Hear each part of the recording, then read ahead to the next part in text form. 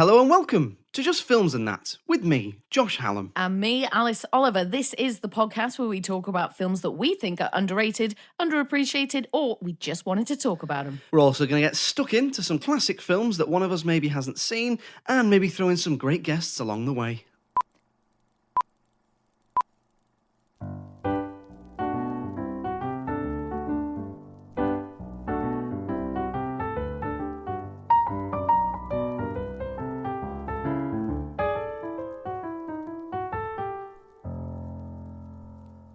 So we start, as we do every week, with a random question. Alice, do you like video games? And what was the first video game you owned and played?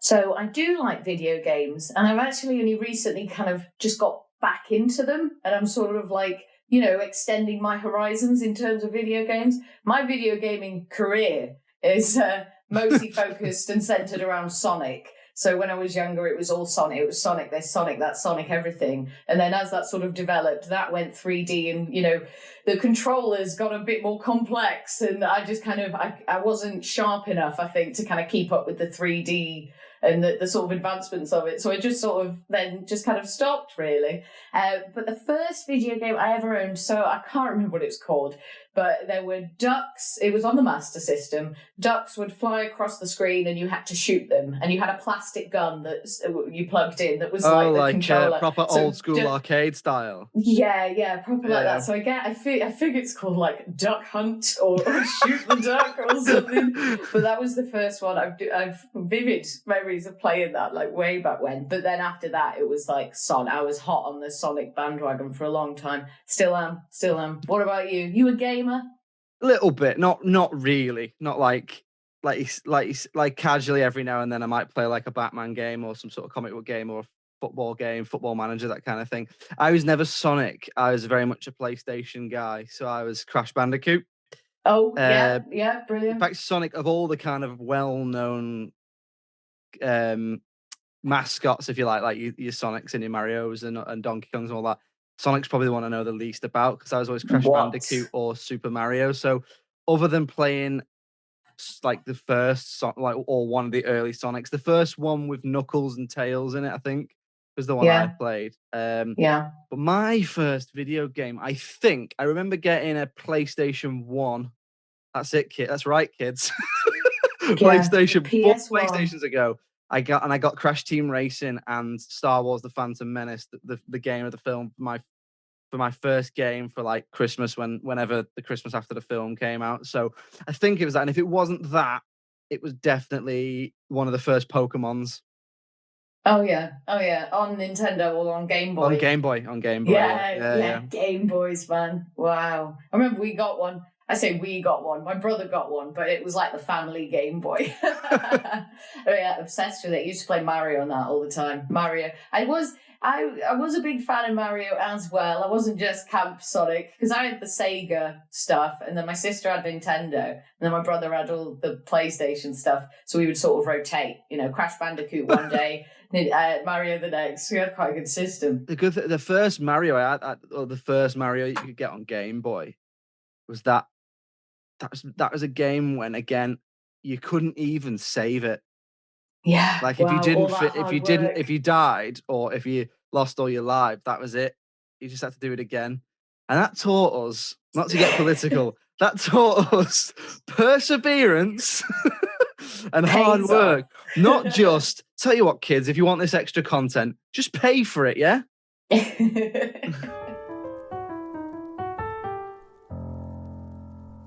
Anyway, we'll move on to talking about this week's film. So we're talking about a film that I picked this week, which is The Commitments from 1991.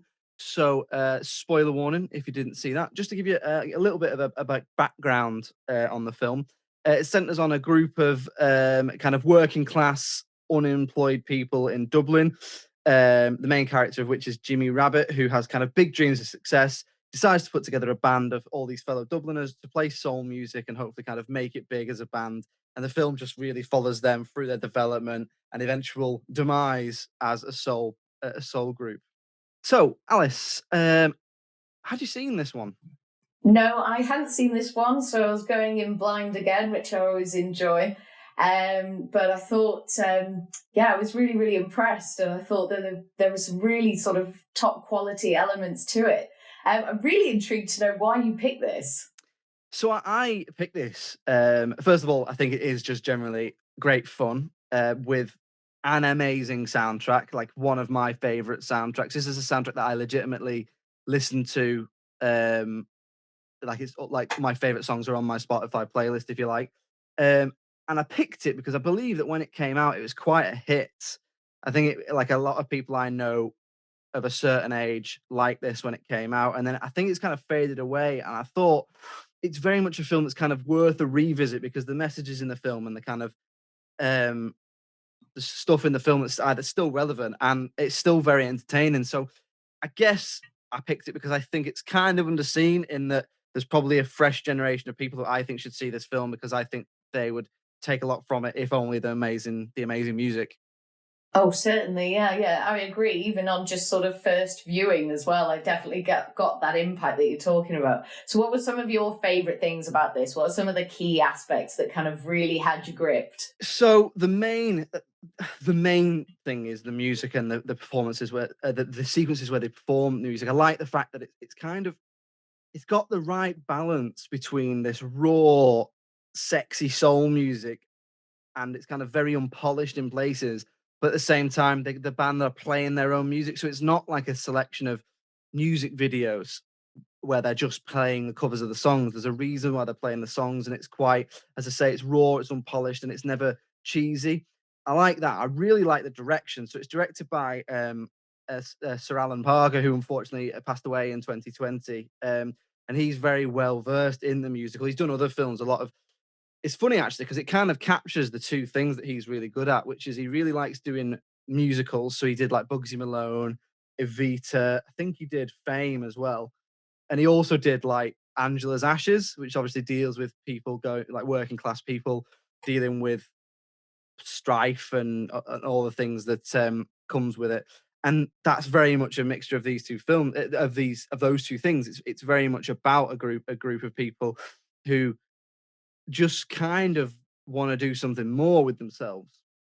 It's that really sort of desperate working class sort of attitude, isn't it? I think, like you were saying about being able to relate to it, it's about having that drive to just pull yourself out of this situation that you're in. Like Jimmy is just he's hell bent on it, isn't he? It's like, we've got to get out of here. We've got to make something for ourselves, and it's kind of just making something out of this really desperate situation that they're in. Yeah, it's really summed up as well at the end where obviously we'll come back to the other elements of the film, but at the end, so if you've not seen it again, I know I've already done it, but spoilers, the band actually don't really do anything. They just split up and it's about they kind of get better and then there's people in it who aren't really musicians, there's other people in it who are musicians. And one of them is this supposedly really storied, experienced musician who says he's played with all the greats. And there's this through line in the film about whether he is or isn't making that up. So some of them think, he's definitely played with the Beatles and Elvis, and he's the trumpet player in the band. And he talks about playing with all these great soul artists like Otis Redding, Sam Cooke, people like that. And he says in it that he can get them a gig, or he can get Wilson Pickett to come and see them. If you don't know Wilson Pickett, and he's just another one of these massively successful soul artists. So the film culminates in them playing a gig that supposedly afterwards Wilson Pickett is going to come down and either see or jam with them, and maybe that'll be their door into stardom. And all the way through it, you don't know if this guy is full of shit or if, and it never really clears up if he is, which is again a joke that I really like. But at the end, when the band's all broken up and they've all gone off to do their different things, just before you get the kind of coda of the film where Jimmy, who's narrating it all the way through, tells you what they all want to do, because he does kind of narrate the film in the sense that they use a device in it which I really like, where it's him interviewing himself. So he doesn't narrate to you, the audience. He narrates to himself, usually in the bath or looking at himself in the mirror, about as if he's really successful and the band are really successful and like what he did to get to become so successful. Anyway, so the band have this big argument. They all go off their separate ways, and he kind of storms off. And the trumpet player, who's the one who you think might have been bullshitting all the way through it, approaches him on his little moped, kind of says to him, it doesn't really matter that we didn't do anything, because what you did was you showed them all that something else was possible, and you showed them all they could make something of themselves. And I just think that's a kind of really lovely message, that it doesn't, not so much the taking part that counts, but that idea of, because you showed all these people who had kind of no hope, that there is hope, I guess. Yeah, and it was like he saw something in them that no one else saw. Like the girls that he gets to come and sing for him, he's like, oh, I knew you when I used to sing in church or in choir, like back in the day and stuff. So it's like it's bringing out the best. I mean, sometimes it brings out the worst, sort of a bit towards the end there, where they're sort of really sort of having proper rows and really laying into each other. But it gives them an opportunity to do something that they're really good at, and to have people celebrate it and appreciate. And, when they're playing the shows, it's like they always look like they're sold out. Everyone's always having a great time. Their parents are up dancing and clapping. And it was just sort of a really kind of great feeling for them. So even though it didn't all work out happily in the end, he's given them that, and maybe hope, that hope is important. Absolutely. Let's talk about the music. So I really like soul music. Again, that's one of the reasons why I really love the film. Do you like soul music? Is it your sort of cup of tea? It's weird because I don't not like soul music, but I've never sought it out, I suppose. And I wouldn't really know where to go. Like, I don't think I'd know who to pick. Like, I'm sure I know soul. Like, my parents, love Marvin Gaye, Sam Cooke, like you said. So there are bits of it there, but I don't think I'd be able to sort of accurately identify what soul is, really. But I think that's just from my very sort of limited experience.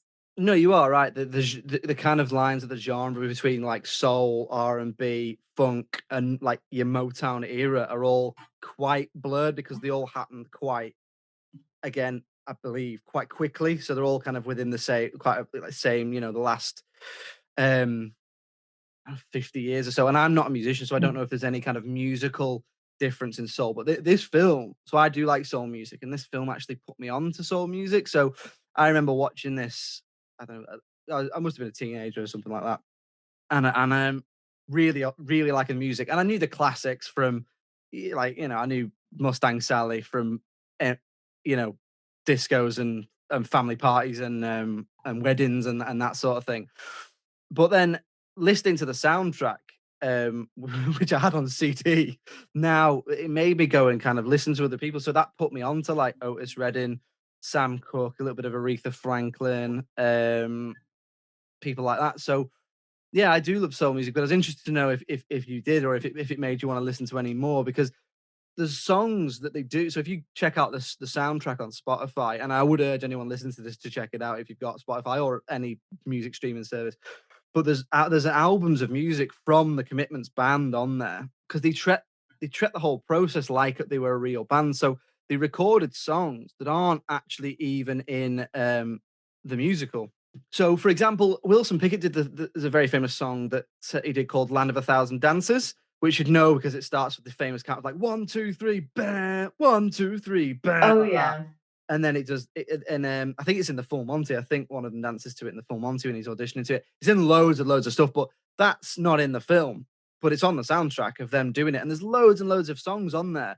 Just check it out on Spotify. It's really worth checking out. But I do think the music it's great, and the lead singer has a voice that's just absolutely incredible. Yeah. Oh, yeah. No, certainly agree. I think that was one of the things that maybe surprised me a little bit as well, is just how talented that they all were. But yeah, the lead singer obviously, did really stand out. There was just a lot of power to his voice, I felt. Have a guess, and you might already know this. So if you do, just say, have a guess how old you think he is in the film. The actor. In the film? Yeah. The how actor. Old is he? Like early 20s, probably, like 24. So he's 18. Is he really? He was 17 when he was cast. So I believe the story goes that they wanted his dad to audition for a role, and he went with his dad somewhere, an audition or for a meeting, and someone heard him singing and gave him the part. His name's Andrew Strong, but he's toured with really massive artists as a supporting artist. I think he's toured with like Prince and people like that. So, but he's got this incredible voice. But I could not believe I thought he was like in his 30s. Yeah. He looks kind of worn a little bit, like he's already had a bit of a life. But I suppose maybe that's what it was like growing up in Dublin in that time. Yeah, I mean, no offense, but that's a tough old paper round. yeah, absolutely. What did you think of the kind of the way the film balanced musical and comedy together? Like, did you find it funny? There were certainly moments of humour. I thought a lot of it came from the brilliantly written script. So most of my notes I found by the end of it were just writing down a sentence that someone had said, because the use of language was just so colourful. New ways to offend people, new ways to piss people off. Some of it was remarkable. I've written some of my favourite ones down, and they're ones that I thought sort of had a wider kind of point to them. One of them I really loved was, if they had soul, men wouldn't be blowing each other's heads off. But I thought that was really lovely, because it's just kind of really emphasising the importance of music and having that creative freedom, especially in a time which is quite harsh and that is really exposing you to a lot of the harshness of reality, like being poor, maybe not feeling safe all the time, not having opportunities ahead of you as you grow up. And just one other moment that just, when you just hear a phrase or you hear language and it sort of stops you in your tracks. So Jimmy's dad, I believe, calls him a malignant little bastard.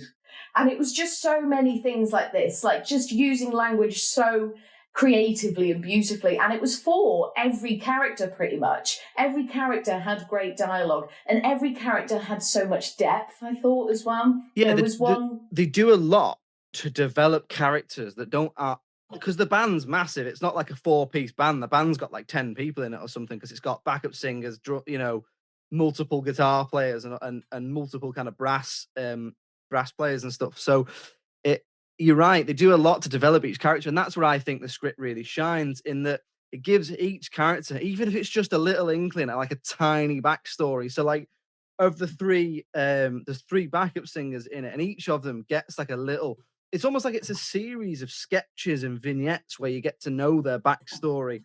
So like, when they start rehearsing, it gives you like little glimpses into each of their lives. Like, one of them is the piano player. He's training to be a GP, but he's also really, really Christian. And it shows him like going to a priest and going to confession and talking about how he's in this band and he's had lustful feelings for one of the backup singers, and that he can't stop singing "When a Man Loves a Woman." And he goes, "When a Man Loves a Woman" by Marvin Gaye. And the priest just goes, "Percy Sledge." It was Percy Sledge that sang that. And it's just loads of little, like you say, really great throwaway little lines and gags, and like you say, absolutely fantastic, top-notch swearing. It's like that. It's like, have you ever seen The Thick of It? It's it's with Capaldi. Yeah, Capaldi. Plays Malcolm Tucker. It's just an absolute barrage of absolutely top-notch swearing in that, and this is a little bit like that. But no, I like the way you get these little glimpses into their lives.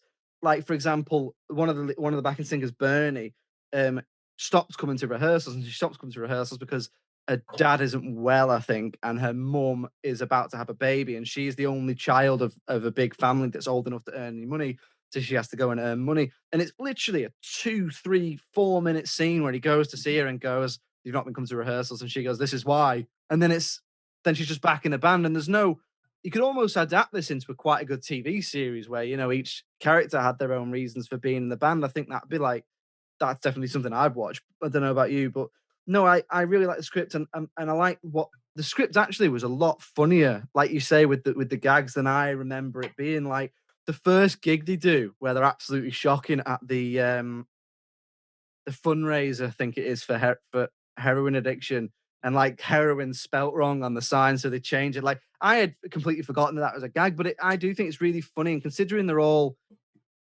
there's not really any massive names in this. I think the most famous person in it is probably Colm Meaney, who plays Jimmy's dad, who would have been known around the time of this for Star Trek. But other than that, not many of them were big at the time, as far as I know. I don't know. Do you know if any of them were?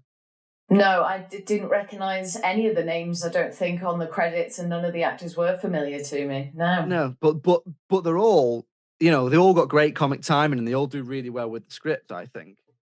Oh yeah, certainly. Just a really just a really great masterclass in world building, I think, as well. Sort of every prop, every costume decision, every location decision. There's one scene near the beginning where Jimmy has a sports bag full of videos and he hops on the bus to kind of sell these videos to the kids. And I just kind of really stood back and appreciated that scene. I was like, they didn't have to do that on a bus. He could have done that around the corner. They could have made that easier for themselves instead of filming that on a bus with all these kids all close together. And I just really appreciate stuff like that. Like you had shipping containers and stuff in people's sort of backyards and the green spaces around their houses that the children were playing in. There were horses just loose. Yeah. Horse in an apartment block. Yeah. For no reason. Brilliant sort of costume choices and hairstyles, loads of kids rallying around on their BMXs and stuff. Just really great world building. And while this is all going on, you do get, it's quite a nice soundtrack. And most of the songs, not the ones that they're singing, but the sort of non-diegetic music, I suppose, that's happening. It's most of the time quite upbeat. But the scenes that you're seeing, 1991 Dublin, it's quite harsh, isn't it? It was quite a harsh environment, I think. So it was just really interesting how he struck that balance and how that made everything you were seeing more impactful. And it also made Jimmy's drive so much more believable and real. Like, I feel like you can really understand what he's feeling, what he's going through. And he gets a bit grouchy sometimes, and maybe he doesn't treat everyone as well as he should, but he's got this drive from somewhere that he feels like he needs to break out. And I feel like that's projected really well over the whole course of the film. You're absolutely right. And it does a thing that a lot of great kind of directors do, which is it builds that world without spoon feeding it you. So that no point in it is that, big, massive speeches about how poor they all are. It doesn't really hit you over the head with the message. So it doesn't patronize you as the audience. It shows you instead. It shows, it doesn't tell. So you can see what sort of situation and what sort of conditions they're all having to deal with without it constantly reminding you. It's just that you can see it, like you say, from the streets and the kind of burnt out cars and the fact that they're all doing anything to scrape a living and the fact they're all working these jobs that they don't like doing just to make ends meet. And I really like that because when you couple that with the whole idea of the fact that they're doing soul music, it's like he says in the film, soul is the kind of spirit of the workers. It's sex and it's work. Sex in the factory. That's it. Yeah, that's what he says, isn't it? Yeah, it's sex in the factory. You're right. It really does. It builds that world really, really well. Did you have a favorite song from the film? I don't know. I wasn't super familiar with many of the songs, if any, so I wouldn't know which one to say, like, oh yeah, this one, like I wouldn't know the name of it. But obviously the fact is the further that they go on, the better they get and the stronger their performances and stuff. So when it gets towards the end, obviously that's like, you just feel like, I feel like it was so unexpected. I don't know why. I don't know what I was expecting. I think I was expecting them to be a bit of a gimmick or something. Like I said, I didn't really know much about the film, and I thought it was going to be much more of a disaster than it really was. Oh, so you didn't go in with high expectations? Not high expectations of the film, but high expectations of the band that he was putting together. Like, I wasn't sure kind of what was going to come up, like what's going to be a struggle, where's this going to come from. But the fact is that when they were on stage and they all flow together, it was brilliant. And I felt like all their stage performances as well were filmed like music videos. You got like these really long, lingering close-ups of the lead singer, and then you got one where like the three backup singers would be perfectly aligned.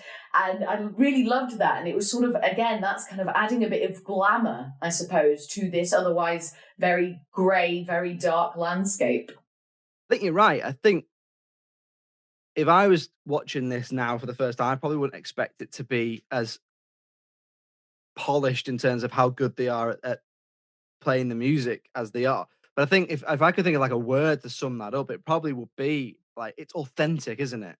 So one moment or one sequence that I really did like was the montage, when he puts the ad in the paper and then everybody starts turning up, like everybody. It's this massive sort of community event, isn't it? It's like, oh, you're going down for the audition at Jimmy's or whatever. And then it's just great to sort of hear the kind of music that he deems unworthy. So people will, you know, say the name of a band and he slams the door in their face, or they'll be like, oh, my influences are Bob Dylan. And he's like, okay. So he invites him across the threshold, but then he's rubbish and he's got to go as well.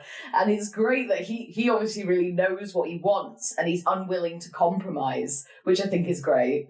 Yeah, it's your classic, like, expositional type montage where he puts an ad in the paper and then every Tom, Dick and Harry starts showing up, whether they can or can't play an instrument. And like, you get people literally screaming in his face. And he's got this question and he keeps asking them who your influences. And like you say, they go through all these people and none of them are soul music, even though he's specified that it's soul music. It's like people being like, Depeche Mode. And it's like, no. And then U2, Joan Baez, Joni Mitchell, all that, and it's just a really funny sequence. But then you slowly get what they start to do is they have a collection of people having the door slammed in the face, and then it's people slowly make their way into the house, and then it starts being weaved in and out of people who actually then do get into the band. So you do get a lot of really good comedy moments. Like there's a bit where there's like some people in his house playing like classic Irish folk music, so his mum and his sisters are just Irish dancing in the background. And they're not even really in it. They've got like one scene, but in the background of their Irish dancing, and he's just kind of got his head in his hands. And but no, yeah, I thought that was really funny. It was a really interesting way to show him putting the band together, but also, like you say, the fact that it's very much got its own community at its heart of the kind of South Side Dubliners, if you will. Yeah, and it just feels like such an event. Like nothing happens there. Like everybody's got time on their hands. And so everybody comes to audition. Great as well. You get a few of them. There'd be like 4 or 5 in a group sort of sat at the bottom of the stairs and that. And the dad's got to maneuver through them and stuff. And yeah, it's just like, kids.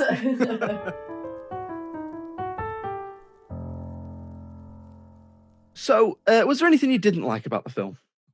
I don't really think there was, to be honest. There wasn't really anything for me to pick up on. I don't feel like there was any holes in the stories. I didn't feel like it sort of fell flat in any way. You know, I felt like I was engaged from start to finish. Why? What about you? Same as you, really. Not really anything, because I don't want. I always try. We always trying to give a balanced argument. You know, don't we? In terms of if we didn't like it, we try and find something we didn't like, we did like, and vice versa. I'd say maybe it lost a little momentum. So I think it's just under 2 hours. I think after the first hour, maybe a bit longer, it lost a slight bit of momentum and became a little bit repetitive in terms of just gig after gig after gig. But that didn't, because I like the music so much, that didn't really take anything away from the film for me. I was interested to know what you thought about the way the female characters were portrayed, because they are kind of portrayed as being a little gullible, kind of a little bit. Their whole function is to kind of be there, look pretty, and be looked at by the men. They're also portrayed as being, I would say, a little bit over emotional and kind of there's a joke in the film about them all being with the trumpet player, the guy we were talking about before, who may or may not be full of shit. And there's a joke through the film that they all are with him at some point. And then that eventually leads to a fight, which eventually leads to a bigger fight, which is why the band break up. And I was interested to know, because I mean, the film is nearly 30 years old. Did you think there was an issue with that? Or is it just the fact that, am I looking for something that's not really there? Or are the women kind of a little bit of a stereotype, I suppose? So I do think there might be slight elements of that. There was a couple of really voyeuristic moments as well. I think it's when they're all coming for practice at Joey's house, and you have to you go down to the bottom of the garden and then you climb over the ladder and then you climb down the other end, and then that's where the practice is happening. And obviously as the girls are climbing down this ladder, all the lads are just like staring, like, you know, slack jaw, just like properly gawking at them. And you get a lot of that, and that does happen sort of quite a few times. The storyline, the thing with Joey is, so how old are the ladies meant to be? I know you said then that the lead singer the actor himself was a teenager, but it never really says. I always got the impression that the bulk of them are around the same age, and they're all kind of early to mid-20s, I think. Yeah.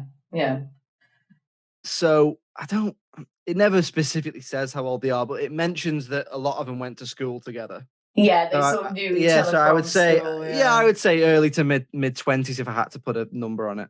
Yeah. So that it's it's not really anything with Joey. It's like he's a musician, the girls are kind of falling for that, to go for a bit of an older man sort of thing, even though he is full of shit. I feel like they know he's full of shit, but it's just, if you look at the other lads around them, sort of they still view them as quite immature, and the lads sort of view them as a bit sort of, stuck up or uptight or whatever, just because they won't let them grab a booze or whatever.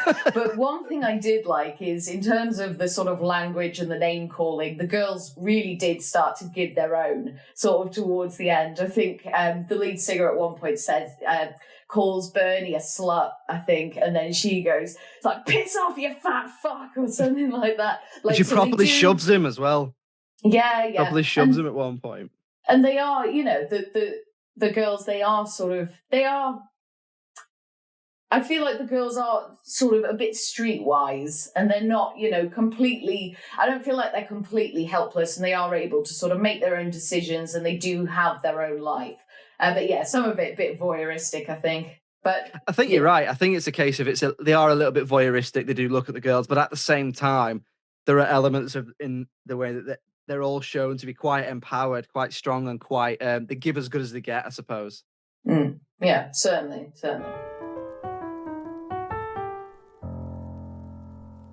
So we'll move on to talking about the critical reception then. So I'm interested to know, Alice, what do you reckon? How do you reckon it did? Like, roughly, was it good? Was it critically well received? So me, myself, personally, I would probably rate it quite high. I think there are so many really great qualities to it. The story building, like we've said, the use of the music, and then using that on the backdrop, and the locations and the situations that they're in. All the characters seem to have such depth, and they're all quite likable, even though they're all not sort of good, and some of them, display quite questionable behaviour. You do sort of feel connected to all of them. So I wonder if other people felt that too and would sort of rate accordingly. I think this would certainly deserve at least a high 7. I would probably give it a 7.9. So on IMDb it gets a 7.6 out of 10. Okay, and on Rotten Tomatoes, now this is quite interesting actually, it gets from the audience 90%, and from the critics it gets 89%. So 1% give or take, it's about the same. So in terms of its critical reception, do you think that's fair? Is it overrated? Is it underrated? I would say that's appropriately rated. I think it is a good film. It really is a good film. I agree. So I think that is about right. I think it's a great film, really feel good, really well directed, and incredible soundtrack. So for me, that is appropriately rated. But obviously I picked it because it's underseen. So is it underseen? Well, I hadn't seen it and I hadn't heard of it, so I would say yes. So there you go. So there we go. Another one for the underseen pile. So get out there and see it. The commitments. Make it seen. Yeah. It shall be so. Please do get in touch. So we'd love to hear from you. We'd like to possibly do an episode on a film you would like to pick for us. So if you've got one you want us to do, then tweet at us at films_that. Or get in touch with us, Films and That Pod, on Facebook and Instagram. Or the email is filmsandthatpod@gmail.com. Please do get in touch with us. We'd love to hear from you. If you think there's a film you would like us to do, or if there's an opinion you want us to read out about one we've done, then feel free. We'd absolutely love to hear from you. Until then, Alice, thanks very much for joining me. No problem at all, Josh. Pleasure as always. And it's goodbye from me. Cheerio. Bye.